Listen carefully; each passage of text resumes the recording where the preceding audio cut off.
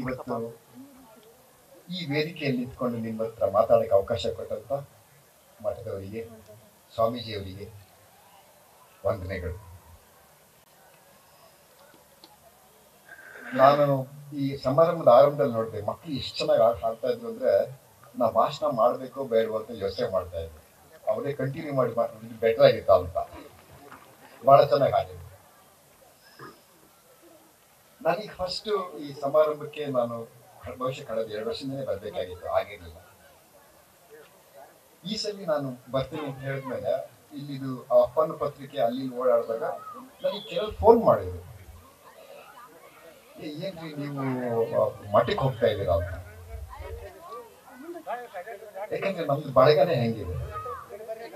ನಾನೀಗ ಅದಕ್ಕೆ ಕಾರಣ ಆಯ್ತು. ಯಾಕಂದ್ರೆ ನನಗೆ ಪರಿಚಯ ಮಾಡಿದಾಗೆ ನನಗೆ ಕೊಪ್ಪಳ ಜೊತೆಗೆ ಒಂದು ಸಂಬಂಧ ಆಯ್ತು. ನನಗೆ ಸುಮಾರು ಸಮಯ ಕಳೆದಿದ್ದೀನಿ ಇಲ್ಲಿ.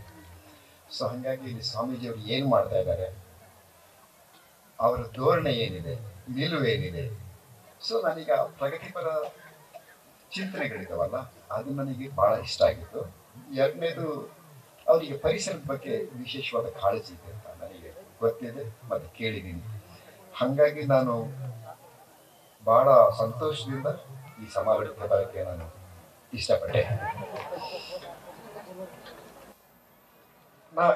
ನಾನು ಒಬ್ಬ wild life film maker. Okay, ಅದು ಒಂದ್ ರೀತಿ ನಾನು ವೃತ್ತಿಯಿಂದನೇ ಹೇಳ್ಬೋದು. ಆದ್ರೆ ಈ ಪರಿಸರ ಸಂರಕ್ಷಣೆ ಮತ್ತೆ ಬರವಣಿಗೆ ಇದೆಲ್ಲ ನಮ್ದು ಬದುಕಿನ ರೊಟೀನು, ದಿನಚರಿ ಅಂತ ನಾ ಹೇಳ್ಬೋದು. ಇದ್ರ ಹೊರತಾಗಿ ನಮಗೆ ನಾವು ಏನೇ ಮಾಡಿದ್ರು ನನಗನ್ಸಿದ್ದು ನಾವು ಇವತ್ತಿಗೂ ನಾವು ಜೀವ ವಿಜ್ಞಾನದ ವಿದ್ಯಾರ್ಥಿಗಳಿಗೆ ನಾನು ಸಹ ಮುಂದುವರಿತಾ ಇದ್ದೀವಿ. ಯಾಕಂದ್ರೆ ಜೀವ ವಿಜ್ಞಾನ ಅನ್ನೋದೇ ಒಂದು ದೊಡ್ಡದು, ಅಗಾಧವಾದ, ಆಳವಾದ ಫೀಲ್ಡ್. ಅದ್ರೊಳಗಡೆ ನಾವು ಏನು ಅರ್ಥ ಮಾಡ್ಕೊಳ್ಳೋಕೆ ಓಡಾಡ್ತಾನೆ ಇದ್ದೀವಿ. ನಾವು ಕಾಲೇಜಲ್ಲಿದ್ದಾಗ ನಾನು ಸೇನಾನಿ ಸ್ವಲ್ಪ ನಾವು ಈ ಪ್ರಗತಿಪರ ಚಳುವಳಿಗಳು, ಅಂದ್ರೆ ನಮ್ಮ ಟೈಮಲ್ಲಿ ರೈತ ಸಂಘ ನಡೀತಾ ಇತ್ತು, ದಲಿತ ಸಂಘರ್ಷ ಸಮಿತಿ ಚಳುವಳಿಗಳು, ಮತ್ತೆ ಕನ್ನಡ ಚಳುವಳಿ ಎಲ್ಲಾದ್ರೂ ಭಾಗವಹಿಸ್ತಾ ಇದ್ವಿ.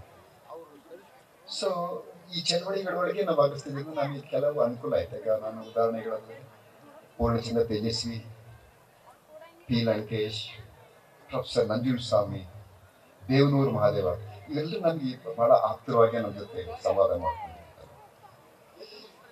ಸೊ ಹಾಗಾಗಿ ನನಗೆ ಇಡೀ ಬಳಗನೆ ಬೇರೆ ವಿಚಾರವಾದಿಗಳು, ಚಿಂತಕರೆಲ್ಲ ಇರ್ತಾರೆ. ಅವರು ನಮಗೆ ಒಂದು ರೇಗಿಸ್ತಾ ಇದ್ರು. ಯಾಕಂದ್ರೆ ನಾವು ಸಣ್ಣ ವಯಸ್ಸಿಂದ ಕಾಡಿಗೆ ಹೋಗಿ ಬಂದು ಕಾಡಿ ವಿಷಯಗಳು ತಿಳ್ಕೊಂಡು ಅಥವಾ ಓದ್ಕೊಂಡು ಅದ್ರ ಬಗ್ಗೆ ಮಾತಾಡ್ಬೇಕಾದಾಗ ನನಗೆ ಹೇಳ್ತಾ ಇದ್ರು, ಇವೆಲ್ಲ ಈ ಕಾಡು ಪರಿಸರ ಇವೆಲ್ಲದನ್ನು ಇದು ಸಾಕಾರ ಶೋಕಿ ಅಂತ, ಅದು ಬಿಟ್ಟು ಅದೇನು ಉಪಯೋಗ ಇಲ್ಲ ಅಂತಾನೆ ಮಾತಾಡ್ತಾ ಇದ್ರು. ನಾವು ಆಯ್ತು ತೊಂದರೆ ಇಲ್ಲ ಅನ್ನೋ ಥರನೇ ಮುಂದುವರಿತಾ ಇದ್ವಿ. ಬಟ್ ಇವತ್ತು ವೆರಿ ಇಂಟ್ರೆಸ್ಟಿಂಗ್ ಅಂತಂದ್ರೆ, ನಾನು ಹೇಳ್ತಿರೋ ಒಂದು 30 ವರ್ಷ ನಂತರ ಇವತ್ತು ನಿಜವಾಗ್ಲೂ ಒಂದು ಜಾಗತಿಕ ಸಮಸ್ಯೆ ಏನಿದೆ ಅಂದ್ರೆ ಅದು ಎನ್ವಿರಾನ್ಮೆಂಟಲ್ ಸಮಸ್ಯೆ. ಯಾಕಂದ್ರೆ ಈಗ ಸುಮಾರು ಯುದ್ಧಗಳು ನಡೀತಿರ್ಬೋದು, ಅವು ಏನೇ ದುರಂತಗಳು ಸೃಷ್ಟಿ ಮಾಡೋದನ್ನು ಒಂದಲ್ಲ ಒಂದನ್ನು ಮುಗಿಬೇಕು. ಬಟ್ ಎನ್ವಿರಾನ್ಮೆಂಟಲ್ ಇಶ್ಯೂಸ್ ಇದಾವಲ್ಲ, ಅವು ಯಾವತ್ತಿಗೂ ಮುಗಿಯಲ್ಲ ಅಂತ, ಪರ್ಮನೆಂಟ್ ಇಶ್ಯೂಸ್ ಅವು. ಸೊ ನಾ ಹೇಳೋದು, ಆಫ್ಟರ್ 40 years ನಾವು ಹಿಂದೆ ಏನು ಅವ್ರು ಮಾತಾಡ್ತಾ ಇದ್ರು, ಈಗ ರಿಲೀಫ್ ಬಂದಿದೆ. ಯಾಕಂದ್ರೆ ಎನ್ವಿರಾನ್ಮೆಂಟಲ್ ಇಶ್ಯೂಸ್ ಅಂತಂದ್ರೆ ಈಗ ನಾ ಹೇಳೋದು, ಈಗ ಅಕಾಲಿಕವಾದ ಮಳೆ, ಪ್ರವಾಹ, ಬರ, ಇದೆಲ್ಲ ಸೇರಿ ನಾನು ಹೇಳ್ತೀನಿ. ಒಂದು ಋತುಮಾನಗಳಿರ್ತಾವಲ್ಲ, ಆ ಋತುಮಾನಗಳು ಅವುಗಳದ್ದು ಒಂದು ಕ್ಯಾರೆಕ್ಟರ್ನ, ಅವುಗಳನ್ನ ಗುಣಗಳನ್ನೇ ಕಳ್ಕೊಂಡು ವರ್ತಿಸ್ತಾ ಇದ್ದಾವೆ. ಇವುಗಳಿಗೆ ಏನು ಮಾಡ್ತವೆ? ಇದರಿಂದ ಆಕ್ಚುಲಿ ಬಹಳ ಕಷ್ಟ ಅನುಭವಿಸೋರು ನನ್ನ ಲೆಕ್ಕ ಬಡವರು ಮಾತ್ರ ಅಂತ, ಮೊದಲನೇ ಹಂತದಲ್ಲಿ ಸಾವುಕಾರರಲ್ಲ. ಸೊ ಹಾಗಾಗಿ ಎನ್ವಿರಾನ್ಮೆಂಟಲ್ ಇಶ್ಯೂಸ್ ಇಡೀ ಮನುಕುಲಕ್ಕೆ ಸಂಬಂಧಪಟ್ಟಿದ್ದು, ಅದರೊಳಗೆ ಬಡವರು ಶ್ರೀಮಂತರು ಅನ್ನೋ ವಿಷಯನೇ ಬರಲ್ಲ ಅಂತ ನನಗೆ ಅನ್ಸೋದು. ಸೊ ನನಗೆ ಈಗ ಇದನ್ನೇನಕ್ಕೆ ಹೇಳಿದೆ ಅಂತಂದ್ರೆ, ಈಗ 40 ವರ್ಷ ಹಿಂದೆ ಇವತ್ತು ವಾಸ್ತವ ಅಂತ ಅನಿಸ್ತಾ ಇದೆ. ಬಹುಶಃ ವರ್ಲ್ಡೇ ಆ ಥರ ಅಂತ ಕಾಣುತ್ತೆ. ಯಾಕಂದ್ರೆ ಇವುಗಳನ್ನ ನಾವು ಸ್ವೀಕರಿಸೋದಿದೆಯಲ್ಲ, ಸ್ವೀಕರಿಸಕ್ಕೆ ನಮಗೆ ಒಂದು ತಡ ಆಗುತ್ತೆ ವಿಜ್ಞಾನನ. ಬಹುಶಃ ಇವತ್ತು ಬಂದಿದ್ದ ವಿಜ್ಞಾನ ನಾವು ಅದನ್ನು ಒಪ್ಕೊಳ್ಳೋಷ್ಟಿಗೆ 50 ವರ್ಷ ಆಗ್ಬೋದು. ಕೆಲವು ಸಲ ಸಮುದಾಯ ಅಥವಾ ದೇಶ ಅಥವಾ ಸಮಾಜ 200 ವರ್ಷ ಹಿಂದೆ ಇದ್ರೆ 200 ವರ್ಷದ ನಂತರ ಅದನ್ನ ಒಪ್ಕೋಬಹುದು. ಯಾಕಂದ್ರೆ ಅದಕ್ಕೆ ನೀವು ಸಣ್ಣ ಎಕ್ಸಾಂಪಲ್ ಅಂತಂದ್ರೆ, ನೀವು ಬಹುಶಃ ಈಗ 500 ವರ್ಷಗಳ ಹಿಂದೆ ನೀವು ಕೇಳಿರ್ತೀರಾ ಅಥವಾ ಓದಿರ್ತೀರಾ, ಕೂಪರ್ನಿಕಸ್, ಬ್ರೂನೋ, ಗೆಲಿಲಿಯೋ. ಇವರು ಇವತ್ತಿಗೆ ನಾವು ಅವ್ರನ್ನ ಬಹಳ ದೊಡ್ಡ ಮೇಧಾವಿಗಳು, ಈ ವಿಜ್ಞಾನ ಜಗತ್ತಿಗೆ ಒಂದು ದೊಡ್ಡ ಕೊಡುಗೆ ಕೊಟ್ಟಿದ್ದಾರೆ ಅಂತ ನಾವು ಏನ್ ಕೊಂಡಾಡ್ತೀವಿ, ಅಥವಾ ಅವ್ರು ಮಾಡಿದ ಸಂಶೋಧನೆಯಲ್ಲಿ ಅವ್ರು ಹೊರಗಡೆ ವಿಷಯಗಳ ಮೇಲೆ ನಮ್ಮ ವಿಜ್ಞಾನ ಮುಂದುವರಿತಿದ್ದಲ್ಲ. ಬಟ್ ಆ ದಿನ ಸಮಾಜ 500 ವರ್ಷಗಳ ಹಿಂದೆ ಅವ್ರನ್ನ ಸಾರ್ವಜನಿಕವಾಗಿ ಬೆಂಕಿ ಹಾಕಿ ಸುಟ್ಟಾಕ್ಬಿಟ್ರು. ಗೆಲಿಲಿಯೋನ ಜೈಲಲ್ಲಿ ಇಟ್ರು. ಯಾಕಂದ್ರೆ ಈ ಸೈನ್ಸ್ ಸತ್ಯದ ಶೋಧನೆ ಅದು ಬೇಸಿಕಲಿ. ಕೆಲವು ಬಹುಶಃ ಎಕ್ಸ್ಪೋಜರ್ ಇಲ್ಲದೆ ಇರೋಂಥದ್ದು, ಅಂದ್ರೆ ಚಿಂತನೆಗೆ ಒಳಪಟ್ಟಿಲ್ಲದೆ ಇರೋ ಸಮುದಾಯಗಳು ಇವನ್ನ ನಿರಾಕರಿಸ್ತಾರೆ. ಇದು ಬಹಳ ಹಿಂದೆಯಿಂದ ಇದ್ದಿದ್ದೇ. ಸೊ ಈಗ ನನಗನ್ಸೋದು, ಸರಿ, ಈಗ ಈ ಸಮಸ್ಯೆಗಳಿದಾವಲ್ಲ, ಇವನ್ನ ನಾವು ಹೆಂಗೆ ಪರಿಹರಿಸೋದು ಅಂತ. ಇವತ್ತು ನಾನು ಹೇಳ್ತಾ ಇದ್ದೆ,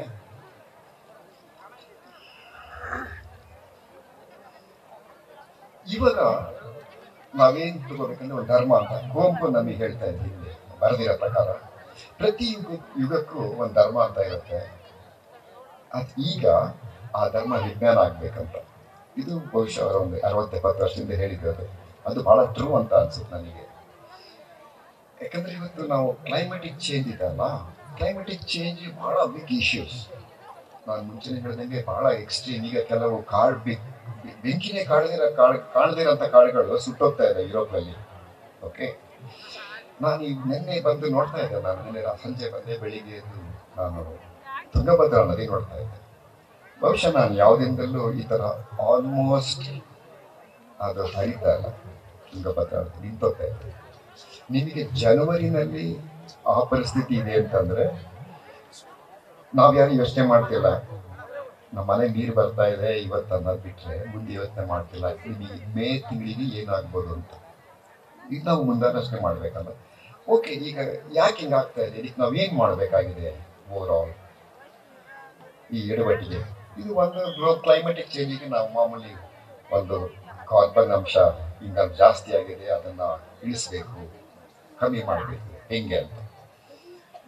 ಸೊ ಈ ಕ್ಲೈಮೆಟಿಕ್ ಚೇಂಜ್ ಭಯ ಹುಡ್ತಾ ಇದ್ದಂಗೆ ಏನಾಗಿದೆ, ಇಡೀ ದೇಶದಲ್ಲಿ ಒಟ್ಟಿಗೆ ಸಂಘ ಸಂಸ್ಥೆಗಳು, ಕಾಲೇಜ್ ವಿದ್ಯಾರ್ಥಿಗಳು ಎಲ್ಲರೂ ಒಟ್ಟಿಗೆ, ಇನ್ಕ್ಲೂಡಿಂಗ್ ಸರ್ಕಾರ, ಈಗ ಲಕ್ಷಾಂತರ ಮರಗಳು ನೆಡಬೇಕು, ಅದ್ರ ಮೂಲಕ ಮಾಡಬೇಕಂತ ಒಂದು ದೊಡ್ಡ ಆಂದೋಲನ ಎಲ್ಲ ಕಡೆ ನಡೀತಾ ಇದೆ. ನನಗೆ ಅದು ರಿಯಾಕ್ಟ್ ಮಾಡ್ತಿರೋದು ನನಗೆ ಬಹಳ ಇಷ್ಟ ಆಗುತ್ತೆ. ಅಂದ್ರೆ ಇಷ್ಟು ಜನ ಭಾಗವಹಿಸಿ. ಆದ್ರೆ ಒಂದು ವಿಜ್ಞಾನದ ವರದಿ ಬಂದಿದೆ ಇತ್ತೀಚೆಗೆ. ಈ ಸಮಸ್ಯೆನ ನಾವು ಮರಗಳು ನೆಡೋ ಮೂಲಕ ನಾವು ಬಗೆಹರಿಸಕ್ ಆಗ್ತಾ ಇಲ್ಲ ಅಂತ ಬಹಳ ಗಂಭೀರವಾದ ಸಂಶೋಧನೆ.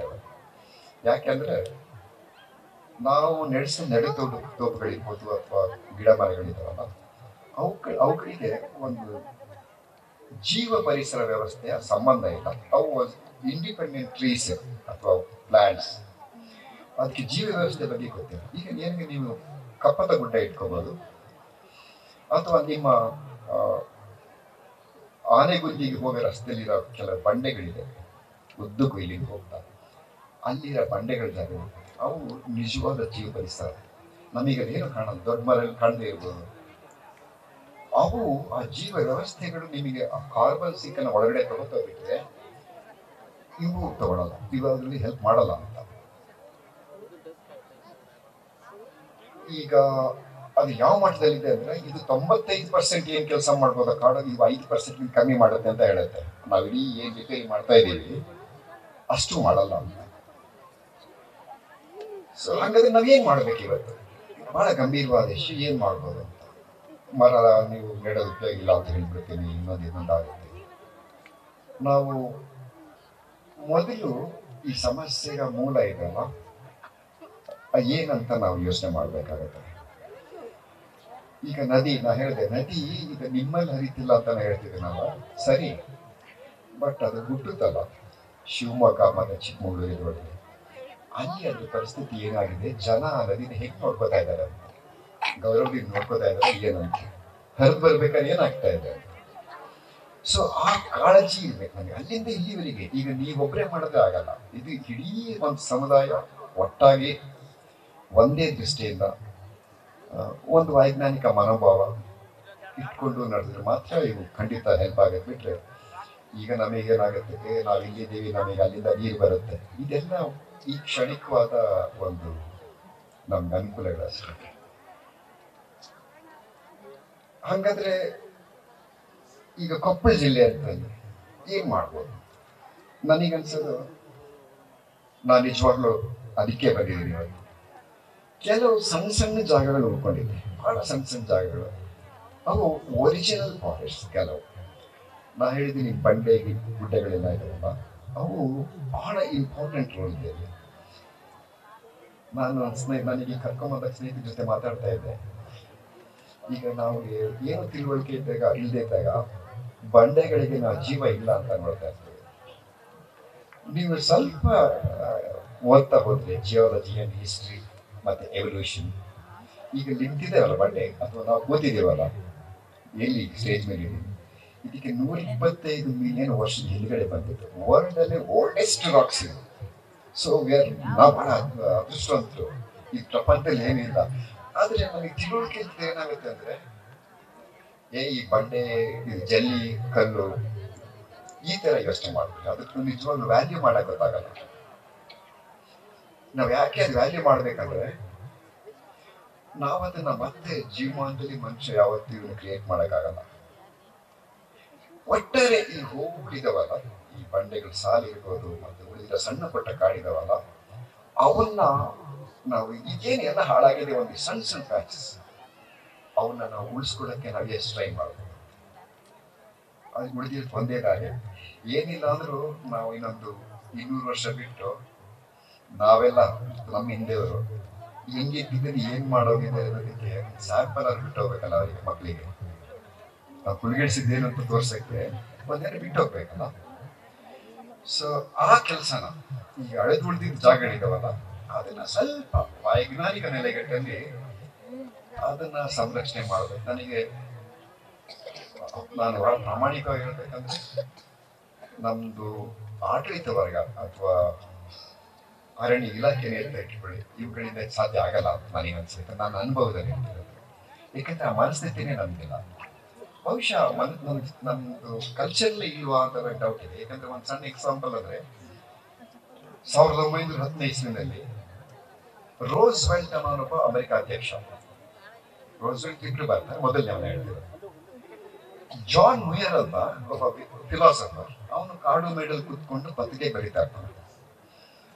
ಒಬ್ಬ ಅಧ್ಯಕ್ಷ ಅವನಿಗೆ ಎಷ್ಟು ಕೆಲಸ ಇರಬೇಕು, ಅದು ಅಮೆರಿಕ ಅಧ್ಯಕ್ಷ ಆಗಿದೆ, ಯೋಚನೆ ಮಾಡ್ಕೊಂಡು ಅವನು ಇವನ್ ಕಾಲಮ್ಸ್ ಓದ್ತಾ ಇರ್ತಾನೆ. ಇವನ್ ಬಹಳ ಇಂಟ್ರೆಸ್ಟಿಂಗ್ ಇದೆ ಇವನು ಮಾತಾಡೋದು ಬರೆಯೋದೆಲ್ಲ ಅಂತ. ಒಂದ್ಸಲ ಅವನಿಗೆ ಅಪಾಯಿಂಟ್ಮೆಂಟ್ ತಗೊಂಡು, ನೀನು 1 ವಾರ ನನಗೆ ಟೈಮ್ ಕೊಡು ಅಂತ ಅವ್ರಿಗೆ ಕಾಡಲು 1 ವಾರ ಕಳೀತಾನೆ ಅರ್ಥ ಮಾಡ್ಕೊಳಕ್ಕೆ. ನಮ್ಮಲ್ಲಿ ಆತರ ಒಂದ್ಸಲ ಅಧಿಕಾರಕ್ಕೆ ಬೇರೆ ಜ್ಞಾನ ಅಥವಾ ಬೇರೆ ವೃತ್ತಿನ ಗೌರವಿಸುವಂತ ಸೌಜನ್ಯ ನನಗೆ ಕಂಡಿಲ್ಲ ನಮ್ಮ ವ್ಯವಸ್ಥೆ ಒಳಗಡೆ ಮೇಲ್ಗಡೆ. ಹಂಗಾಗಿ ನನಗನ್ಸೋದು, ಸ್ವಾಮೀಜಿಯವರಿಗೆ ಬಹಳ ಕಾಳಜಿ ಇದೆ, ಅನುಯಾಯಿಗಳಿದ್ದಾರೆ, ಅವರಿಗೊಂದು ದೊಡ್ಡ ಬೆಂಬಲ ಇದೆ ಇದರೊಳಗೆ. ಅವ್ರಿಗೆ ಏನು ಸಣ್ಣ ಪುಟ್ಟದಾಗ ಉಳಿದಿದೆ, ಒಂದು ಒರಿಜಿನಲ್ ಫಾರೆಸ್ಟ್ ಅಂತ ಹೇಳ್ತೀನಿ. ಈಗ ರಿವರ್, ಕಾವೇರಿ ತುಂಗಭದ್ರಾ ರಿವರ್ ಇದಲ್ಲ, ಅದನ್ನ ಒಂದ್ ಕಡೆ ಏನ್ ಹೇಳ್ತಾರೆ, ವಾಟರ್ ಅಂತ ಹೇಳ್ತೀವಿ, ನೀರ್ನ ಸ್ಯಾಂಕ್ಚುರಿ ಅಂತ ಮಾಡಿ ಡಿಕ್ಲೇರ್ ಮಾಡಿದ್ದಾರೆ, ಪೇಪರ್ ಡಿಕ್ಲೇರ್ ಆಗಿದೆ. ಬಟ್ ಅದು ಎದ್ದು ಮುಂದೆ ನೋಡ್ತಾ ಇಲ್ಲ ಅವರು. ಅಲ್ಲಿ ಯಾರು ಡೈನಮೈಟ್ ಹಾಕ್ತಾರೆ, ಇನ್ನೊಂದು ಹಾಕ್ತಾರೆ. ಸರ್ಕಾರದ ಒಂದು ರಿಚುವಲ್ ಕೆಲಸ ಆಗುತ್ತೆ. ನಮ್ಮ ಸ್ವಂತ ಪ್ರಾಪರ್ಟಿ ನಮ್ದು ಅನ್ನೋದು ಆಗಿರಲ್ಲ, ನೋಡ್ಕೊಳಲ್ಲ. ಸೊ ಆ ಜವಾಬ್ದಾರಿನ ಸ್ವಾಮೀಜಿಯವರು ತಗೊಂಡು ನಡೆಸಿದ್ರೆ ಬಹುಶಃ ಈಗ ಒಂದೇ ಜಿಲ್ಲೆ ಅಲ್ಲ, ಅಕ್ಕಪಕ್ಕ ಜಿಲ್ಲೆಗೂ ವಿಸ್ತರಿಸಿದ್ರೆ ಬಹುಶಃ ಅದು ದೊಡ್ಡ ಕೊಡುಗೆ ಆಗ್ಬೋದು ಅಂತ ಇದು ಬಿಡುವಾದಾಗ ನಿಮ್ಮ ಪಾತ್ರ ಏನಿರುತ್ತೆ ಇದನ್ನ ಕೇಳ್ಕೊಂಡಿದ್ದೀನಿ. ಸ್ವಾಮೀಜಿಯವರು ಒಪ್ಕೊಂಡಿದ್ದಾರೆ. ಸೊ ನೀವೆಲ್ಲರಿಗೂ ಧನ್ಯವಾದಗಳು. Thank you very much. News first ನಿರ್ಭೀತಿಯಿಂದ ನಿಮ್ಮ ಪರವಾಗಿ.